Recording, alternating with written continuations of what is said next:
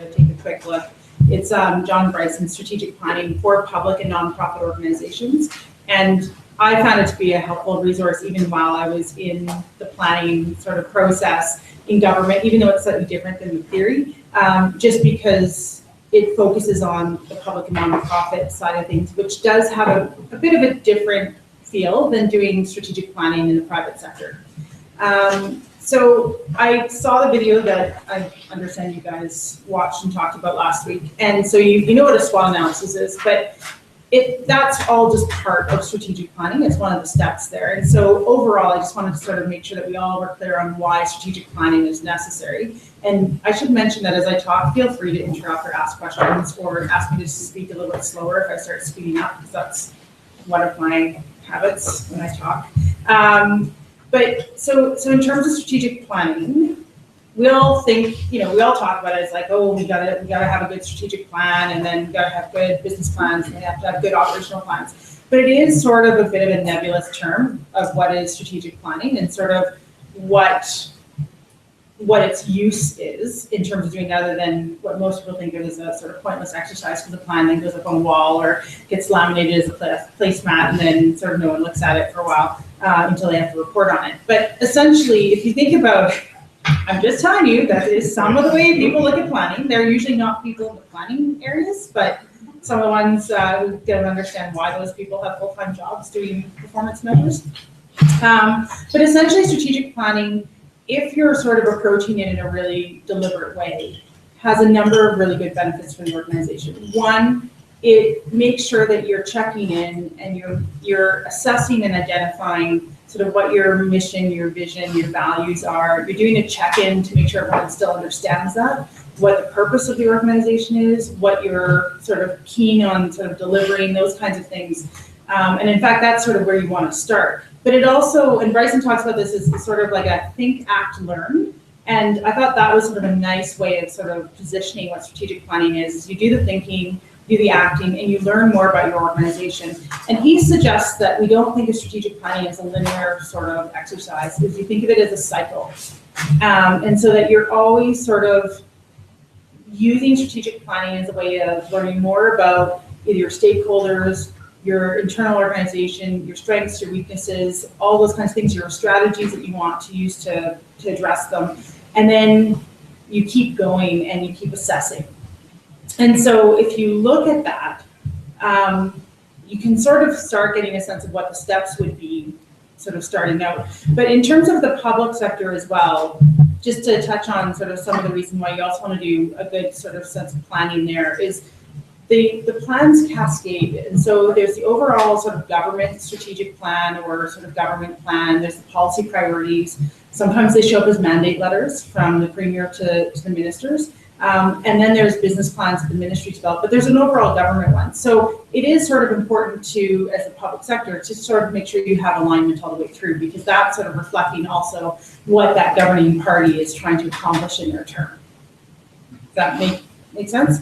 Good, I'm seeing Jared nods, that's good. So I'm just going to sort of very plainly tell you what the 10 steps that Bryson says, and then I'm going to talk about sort of what my experience was in terms of strategic planning, which is a little bit different than what the great theory was. But he sort of says best practices, you start with, you decide you're going to do strategic planning and you agree on what process you're going to use. Because everyone sort of has a different idea of how you want to set it up or what it should look like at the end. So I know that Jared has a template that he's going to suggest that we use. Sometimes people will use that. Sometimes people will create some other kind of placemat, or it'll be a strategic plan where it's a lot of words and like 5 pages or something like that. So the next step is, like I mentioned, this is a great opportunity to check in and make sure everyone knows what the organizational mandates are.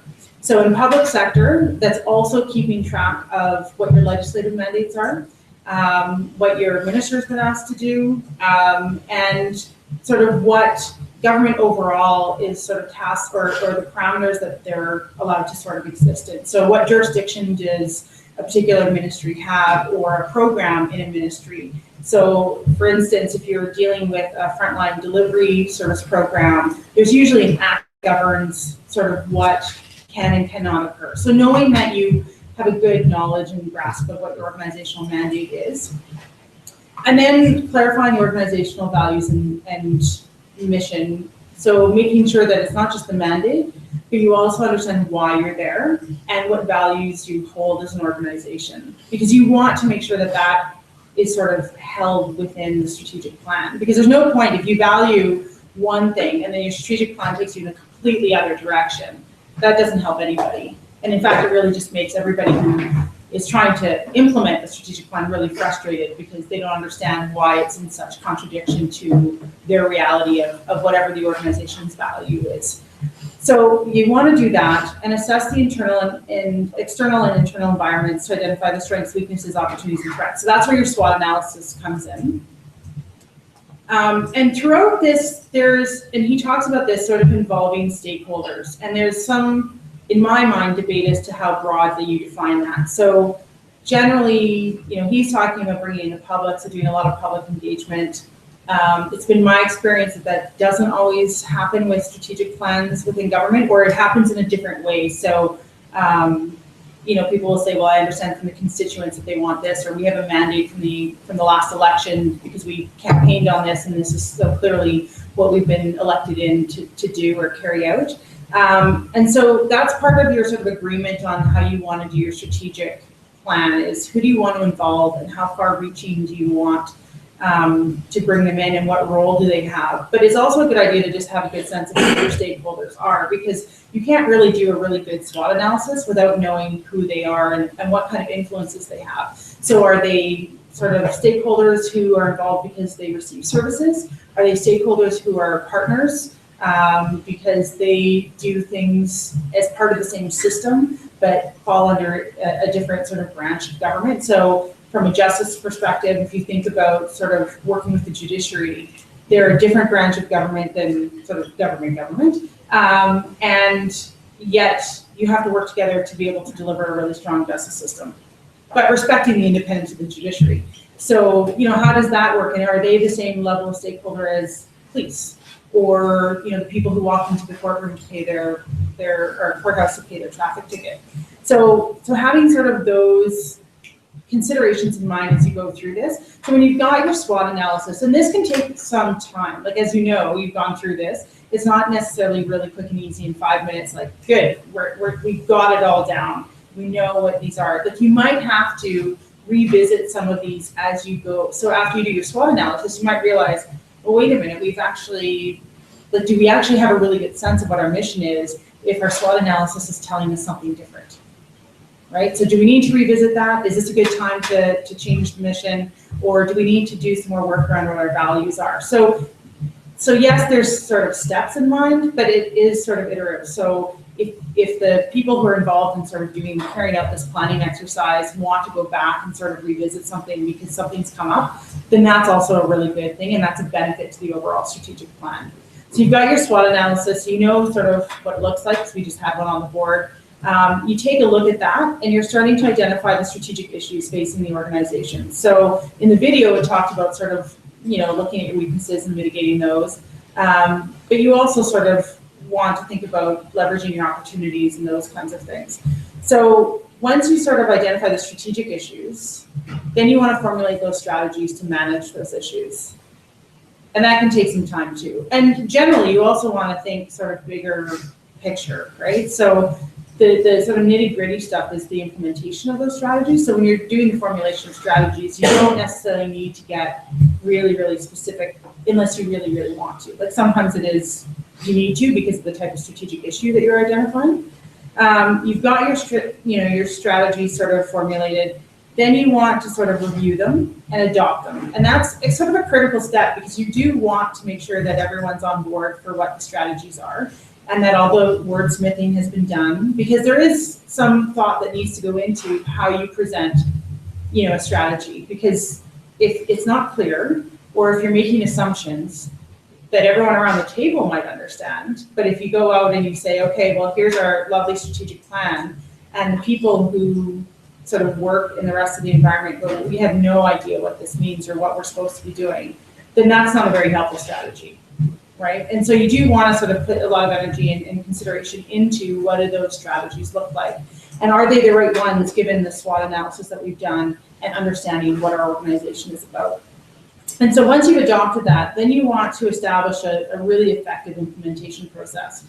And sometimes this is the step that is less successfully done, to put it diplomatically, because it becomes really challenging, because how do you implement it while you're doing your day-to-day business? But you do want to make sure that you have a really strong process for that, because part of this cycle is assessing it, right? So you want to have the implementation process, start implementing, and then spend some time assessing whether or not those strategies are actually managing the strategic issues. And also, did the strategic planning process that you agreed upon at the beginning, is that the right one? Did that work? Do you need to go back and sort of in the next cycle do things a little bit differently? So that's sort of in a nutshell what Bryson recommends is sort of his 10 steps. Now that's at the beginning of the book, and then he goes into much greater detail in the rest of it. And I won't do that, because if you want to read it, you can get it out of the library. But the reason why I like to go back to those 10 steps is because it really sort of makes you remember how basic you have to go to sort of at the beginning about making sure that everyone who's going to participate is engaged, you're all on the same page, and you all are seeing the organization in the same way, or at least you're having a discussion about why people are seeing it in a different way. And that's particularly important when you're dealing with an organization or an issue that is really, really diverse. So, so using the example from justice, you've got a very large system. Government is but one actor in that system, and it's responsible for a large part of the system, but not exclusively of the system. And it's got a lot of things that happen in the system that is outside of its control. And so how do you sort of get a sense of what is the justice system? Because people debate that all the time. How do you define getting access to the justice system? Like those kinds of questions. And so you want to have sort of a common understanding of the terms you're using and sort of what those issues are when you've identified what your strategic issues are. Does that make sense? So I thought I would sort of leave the theory sort of at that level. I think if I can see by the nods, it all makes sense. You know, you've got your sort of linear or cyclical process. And then I thought I would just take the last couple minutes and feel free to ask me questions about sort of what it's like to do it within a government context. So most of my experience has been doing strategic planning for an organization, less so from what I understand your exercises are going to be, which is a bit more of an issue-based strategic plan, but I think the principles can be the same. And so if you look at sort of doing SWOT analysis, obviously that's really important, but so are sort of identifying the strategic issues and then finding those strategies to respond to it. But it's also really clear to sort of have an idea of how you're going to measure those strategies and how you're going to implement them. So it's great to have a strategy like reduce world poverty, right? That's great, fabulous. Let's all get behind that. But how does anyone know if you're actually doing it if you don't break it down into first actionable items and then measurable items? And so you want to make sure that your other sort of part of your effective implementation process cascades all the way down through an organization or whoever else is involved, so that everyone's really clear on how you move together towards getting to the goal that you've identified. And so operational plans or business plans come into play. And so too do looking at outcomes and sort of stipulating what those outcomes are and then measuring them and having a really good understanding of how to measure them. And so that can also be in and of itself a huge challenge because it's really easy to measure the widgets, right? So for instance, we answered 100 letters today and 100 responses went out. And so if we meet our target of doing 100 letters a day, then that's great. We've met our goal of responding to the public. Okay, technically that's true. But did the public understand the letters? Does it actually respond to their concerns? Was it a quality response? So figuring out sort of what the actual outcome that you want, rather than just sort of the effect of what it could be. Does that sort of make sense, the distinction there? And so there needs to be a lot of energy that goes into the outcomes and sort of how you're going to measure it, and then keeping that measurement going. And so, I mean, the worst thing you can do is do a plan of any kind and then wait until the end of the year when you have to report on it, only to discover that you were probably supposed to do something, 9 months ago, 6 months ago, and that it's a lot harder to report on now that it's, due. And you sort of have to scramble to try and sort of explain what you've done. And it also doesn't serve the strategic plan very well because you're not really furthering the plan or the goals that you've identified or that someone else has identified. Because let's be honest, in the government context, often the strategic direction is set at a very high level, and there's different approaches to how you engage with the rest of the organization. So, but often, there is a political context for it. So the minister will give some direction. The executive team are largely the ones who drive the planning. How much they involve the rest of the ministry is up to that executive team. So I've been part of strategic planning exercises where the entire management group was involved, giving some feedback to a final product. Then it wasn't final anymore, and we incorporated that feedback. I've also been part of it where individuals from different business units were put forward by their executive director or ADM to participate in a strategic planning exercise, and all come together in a big room and sort of come up with a plan. So it can be done in a number of different ways, or it can be done where it's the executive team or a small group of people and nobody else gets to be involved, and you just get the strategic plan in your inbox, and that's what it is. It's usually not the best way of doing things, but it is also really tough to balance all of the energy that needs to go into planning and measuring and keeping track of how everyone's doing, and also doing your day-to-day business. And so that's why in most organizations that are large and that are also mandated to do a lot of reporting and planning, we'll have dedicated staff to doing some of that exercise. So for instance, the team I was overseeing for a while was the corporate strategic planning team and the planning team. So we were tasked with helping support the executive team do all their strategic planning. We also helped bring together the business plan. We fed up the parts that were required to the government business plan. And then we also did the performance measurement, working with the different business units and divisions to identify what they wanted to put forward and what they were measuring and sort of roll it all up. And so there's a lot of energy, and it does, contrary to what my colleagues think, there is sort of a yearly cycle of things that go on. But it doesn't always appear that there is when you're not in it.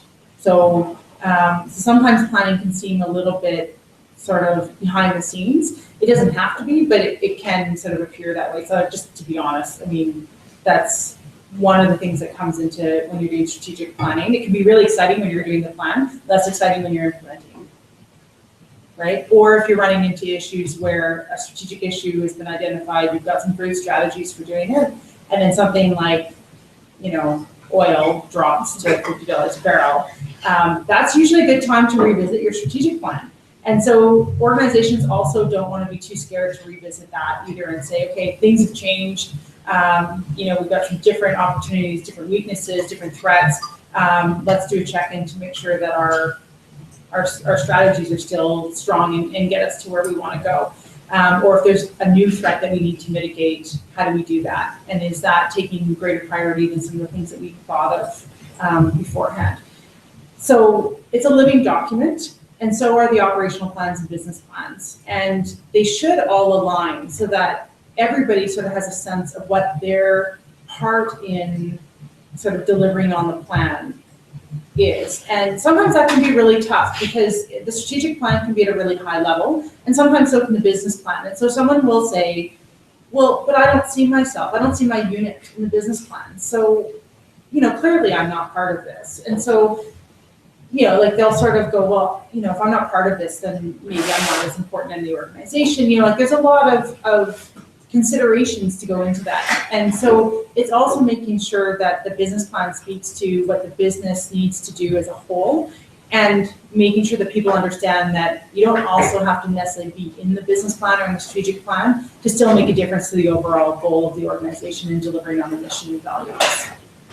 So in Alberta, and I just want to sort of get technical for a while, because sometimes people don't necessarily realize that there is mandated annual reports and business plans for the government of Alberta, and likewise in other provinces. But under the Fiscal Management Act, which sort of governs a bunch of different things about government, but sort of like their debt ratio and all those kinds of things. But it also talks about what the business plan has to contain and what the annual report has to contain. And even though it's called the business plan, the government business plans have to identify what the goals are for a particular fiscal year and then 2 subsequent years afterwards. So it's a bit of a strategic plan, but it's also more of a business plan. And the annual report, of course, reports on how they did on those goals. You have your performance measures as part of that, and you have your fiscal plan analysis. So you set out what your budget is, and then you report on that in your annual report. And Treasury Board and Finance govern what the format is. And so sometimes the strategic plan, some of those plans that don't get published can be a little bit of a sort of agreed upon template, but the ones that are sort of given to the public are all sort of set format, and that is set not by individual ministries, but an overall sort of Treasury Board sort of runs that for the government. They're sort of the top strategic planning body there. And so some of the challenges too, just to throw that in from experience, is it's really tough to be nimble and really flexible when you are also on sort of a mandated schedule of setting up business plans and reporting. And I think, we can all sort of understand where the government is coming from now as they're trying to sort of shift gears and find new strategies and things like that. So it's a really good example, I think, we're living right now to see sort of what it means to suddenly have a real big change in your SWOT analysis and need to change direction. And so it's also just good to keep that in mind, that sometimes it's a little harder to move the whole big Titanic. It's easier to be the rowboat, but when you're driving the Titanic, it's like a little bit slower of a machine, but it's not impossible to do. It just might be a little less easy and quick to do than, let's say, IBM could do or Google, because they can just decide like that, right? And go in a different direction, takes government a little bit longer, and with good cause. So that was sort of where I was going to leave it at. If people had any more questions, or if you wanted me to touch on anything else. No, that sounds good to me. If folks have questions. Yeah, right. Just wondering about the relationship between strategic planning and co-management, if you have some experience in that, or could consider how that weighs in. It seems like that would be an interesting thing, especially if the co-management is occurring at several levels. Well, that's a good question. I think it really sort of depends on what your approach to strategic planning is and who you want to involve, and sort of leaving it at that, right? And I guess that's a pretty high level answer to your question, but because strategic planning can be sort of not manipulated, that's the wrong word, but sort of purposed for your own needs. It's not sort of like one formula fits all, so you can make it sort of adaptable to what the organization or the issue needs to be. That helps. I guess my read of it is that it all just funnels up, and then as high up as it goes, there's an adjustment made that increases the compatibility at lower levels, whatever you have to do. Yeah, I mean, it also depends on sort of, like, I mean, there's different ways of approaching it. So some are sort of more top down, some are bottom up. So if people have heard of the balanced scorecard, that's a methodology in strategic planning that really came sort of more so from the private sector, but it's a real sort of bottoms up type of approach. Whereas like a lot of what we see is top down, where you get the sort of key deliverables that you need to deliver on as a ministry. And how you create that alignment is really based on also the culture in the organization. And that's also part of the role I see as the corporate planning group, right? You're there, your whole job is about making sure that the plans all make sense, and sort of highlighting what they don't, or if something's got a bit of a conflict. If that answers that. I think it does. Your thoughts give me, or your conversations give me a lot of your thoughts. Sure. We can talk about it later if that works. Any other questions?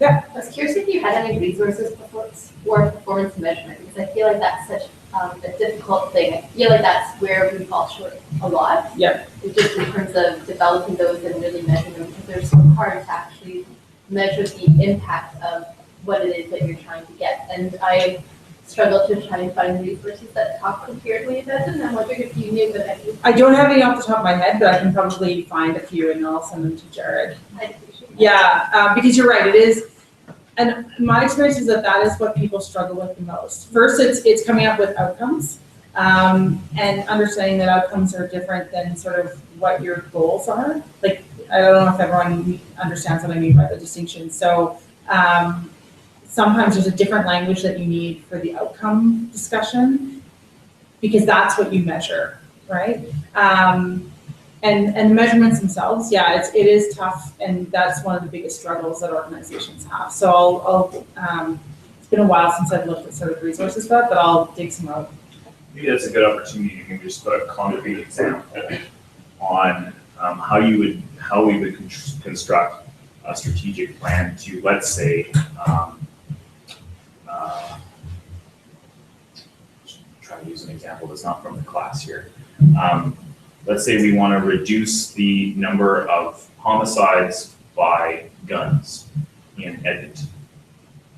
Oh, nothing like an easy question. Not like, I'm trying to pick something that might be familiar enough so that we can maybe tease out some of the differences between looking at, and I hate to use terms like inputs and outputs, but that's where we need to go, right? Yeah. The difference between inputs, outputs, outcomes, and how all of those fit together. So using that as an example, maybe can you walk us through?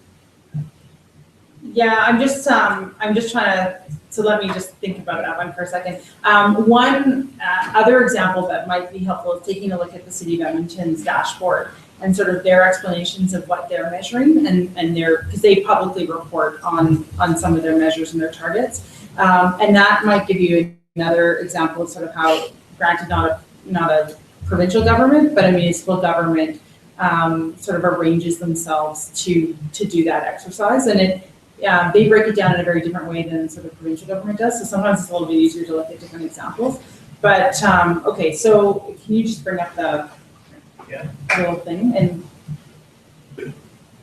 I don't know what I'm supposed to be talking about. So we've got in the template that's available on eClass in the seminar products folder, we've got boxes for inputs, actions, outputs, short-term outcomes, and long-term outcomes. Inputs, actions, outputs, short-term outcomes, long-term outcomes. Yeah, so in all honesty, I don't actually use all of those terms in sort of when I think of a strategic plan. But that's not to say that they're not valid. It's just not like we generally, and I think this is where a lot of confusion comes, is a lot of people will meld outputs and outcomes together. So if you're looking at inputs, you're looking at sort of what's affecting sort of the rates of deaths by guns in Edmonton. So you want to sort of look at population, sort of number of guns, obviously police responses, like those sort of what is feeding the issue. Okay. Does that make sense? And your resources too. Yeah, your resources and actions.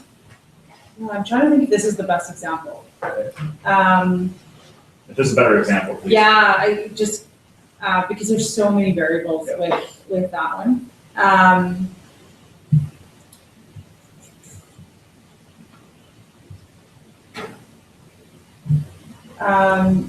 Okay, so one that I'm sort of more familiar with, that might be easier for me to sort of get my head wrapped around in 5 minutes, is sort of increasing people's access into the justice system or increasing access to justice. There's been like decades of work on this where they've identified a number of different barriers and those kinds of things. So you'd be looking at what the research says about the barriers, understanding sort of what your population is, what your resources are, courthouses, what people's level of literacy, their access to online resources are. All of that goes into your inputs and sort of looking at what's creating the problem, right? Then you're identifying that you want to increase access to justice. You also need to know what you are defining access to justice by. And that can be just physical access. So we want everyone to be able to get into a courthouse. Or is it that you want everyone to understand what the legal system is about? And so what actions can you take to start making that more of a reality? And then your outcomes, the short-term outcomes could be, making sure that everyone has access to a courthouse within 50 kilometers of where they live, right? Or that could be a long-term one, because if you have to start building stuff, then that might take a little bit longer. Does that help? In terms of an output there, because outputs are the things that we normally are able to measure quite easily, but they're not necessarily, they do help us to achieve those outcomes, but they're not in and of themselves the outcomes, right? Yeah, and I find that that's usually part of what doesn't work for you. Yeah, it usually doesn't, or it gets melded into outcomes. Okay. So we have, in my experience, we've traditionally not separated them out. Okay. Can I try one Yeah, example that go, seems to work absolutely. well? Yeah. The other example might be trying to, the province's flu vaccine strategy. Mhm. Okay. The outcome of that, what would the outcome of a province's vaccination strategy for influenza be? What are they aiming for? What's the long-term outcome?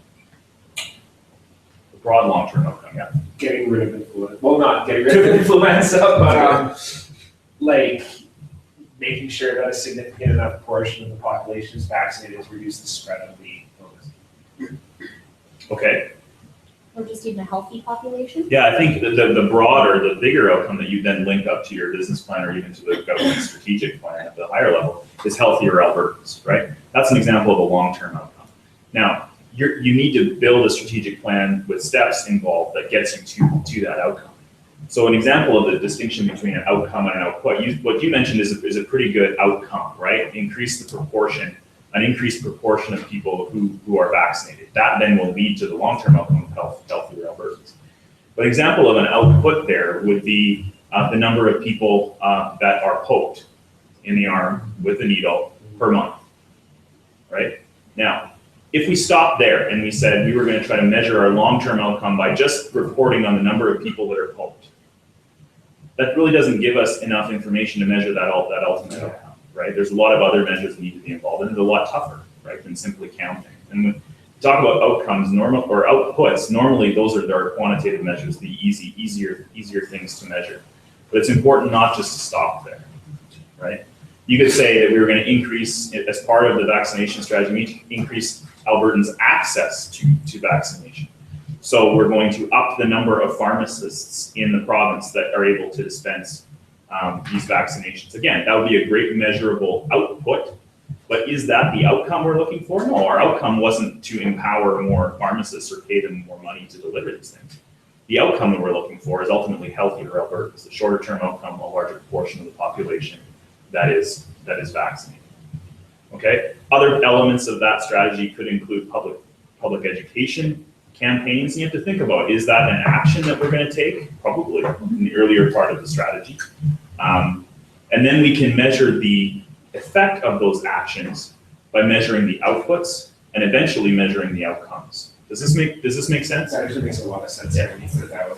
But again, one of the biggest faults of folks that do strategic planning on the side as a hobby is they stop at the outputs. And if you look at some ministry business plans, I'm not going to name which government, but if you look at some ministry business plans, it's an interesting case study to see what are they measuring. Yeah, I mean, so, and I guess from my perspective, that's why I try and stay away from outputs, because I find that most people stick on the outputs and they completely miss that they're supposed to be all wrapped up in getting to an outcome. And so I was part of an organization that would stop at the outputs and think that was really great, because they that's what I mean by that. They delivered 100 letters a day, they opened them up, they responded to them, that was success. Well, that's an output, but it doesn't really mean that you're connecting with your public as you need to, which is your outcome. And so what I found is that if you take the stop at the output, sometimes you sort of lose that momentum to actually get to the outcome part of it. And Jared's right, like it is one of those building blocks to get to your outcome. And so it is important to sort of break it down. And I find that sometimes it's easier to break it down in an operational plan, because it makes more sense for people that way, and just making sure your operational plan links into then the sort of overall strategy and the outcome that you're trying to achieve. But but it works either way. It's just that it's all sort of a preference for how you want to approach it, and also depending on your outcome, how many outputs you need to have in order to be able to say that your outcome is successful. Just wondering, would you say then that deliverables are always quantitative in nature, or are they sometimes, in your experience, normative as well? I would say that they're both. I mean, it's difficult because it's like going back to that end world, or achieve world peace kind of example, right? Like it's a really great deliverable. But is it deliverable? Well, that's what your goal is, right? I guess right. I'm not quite using that language in the way that you are. But you'll also find, and so likewise with the measurement of outputs and sort of stopping there, you'll find that people will have goals and strategies that are more normative, and then it sort of leads into greater difficulty to measure them. But everyone wants to achieve them. Right. Right. I was wondering if I could offer another example of this little thing you've gone through. Goal, as far as I can tell, the pattern is goal, input, action, output, outcome. Is that right? More or less. Yeah. On the model that we're using. And, yes, and I totally I get where you're coming from, just to put a finer point on it. Operational plans are a separate exercise altogether that do often deal with what we're calling outputs in this particular exercise. Yeah. But, okay. So I was just wondering if you could say you have a goal of good client service. And so you have an input of a certain number of FTEs or employees that would be able to provide that. Then you have the action of a process plan that would ensure that they knew what that would look like. You have the outputs of so many calls being answered in accordance, and then you have the outcome, possibly qualitatively, of good client service being delivered. Would that be a way to structure that, or? Yes, and one of the biggest challenges of knowing whether you've delivered good service is often they rely on satisfaction surveys. Right. And so there's all sorts of qualitative, and quantitative considerations on doing a satisfaction survey.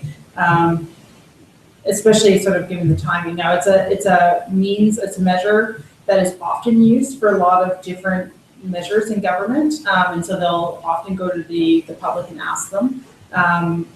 But it's not exactly always a really good way of sort of knowing that you've delivered a good service, because you might end up talking to someone who just finished hearing the Premier blame Albertans for like the current fiscal challenges that we're in, like that might be their interpretation of what the Premier said. And then they get a phone call from a surveyor the next day and they say, well, what's your experience of government? Like, how satisfied are you with government services? Well, 2 days ago, they might've been really satisfied, right? So there is a challenge, and it goes back to your question about sort of trying to come up with good performance measures. But yes, that would be sort of a good sort of arrangement of things. And a great exercise, again, as case studies, is to go on to different ministries' websites to see how they do strategic planning. So you have certain ministries where their outcomes are quantitatively measured, thinking about economic-based ministries, like agriculture, for instance, how many tons of wheat did we export? I mean, that's quantifiable, pretty easy to measure. Whether that should be an output or an outcome, that is debatable, but it's easier to do than, say, culture and tourism, where you're delivering, where your business plan could change, your ultimate goal could change depending on the minister that you have. Absolutely. But then how do you measure, let's say your goal was to make Alberta a more vibrant community for the artist community. How do you measure that, right? And we have some very talented people in governments across Canada that are devoted a career to doing this, and it's still very, very challenging, right? And you also have the challenge of it, particularly in a government context, of you're reporting for a reason. I mean, the whole reason why you're putting out your business plan and your annual report is because it's a method of being accountable to the people who elected government. It is a way of communicating what those ministries are trying to achieve and what actions they're taking and prioritizing for that year, and particularly because it's linked to the budget. So people can understand sort of where the resources are being allocated to and sort of prioritized. But it doesn't always answer all of those questions, because so for instance, if you're looking at the arts, you can still have that as a goal, but at the end of the day, you still have to make sure that, festivals are being, getting their grants and things like that. And so that might be part of it, but there's a whole sort of day-to-day operation piece that might not show up in the business plan per se. Yet, it might show up as a performance measure because it's easy to measure. So that's why I say, that's why I sort of introduced it as there's the theory of how everything gets done properly. And it's really a beautiful, I really love the 10 steps, and it really makes a lot of sense. And he has this great sort of suggestion on how to do each one of them in great detail. But it becomes a bit of a different challenge when you're dealing with it on the ground in a political context, when you also have a change in ministry, you have a change in government, you have a change in deputy, you have a change in circumstance around. All of those things can factor into changing strategic plans and business plans. And we do call them business plans in government. The strategic planning process is different than sort of the business plan that gets reported publicly per se. It doesn't have to be, but sometimes it is. Well, it is messy, and thank you for coming in and talking to us about it and giving us try to take as more of a pracademic approach to this. You said that there is a disjunction often between the theory and the practice, and students in this class are going to have a chance to get their hands dirty in that in just a minute. So join me in thanking Esther for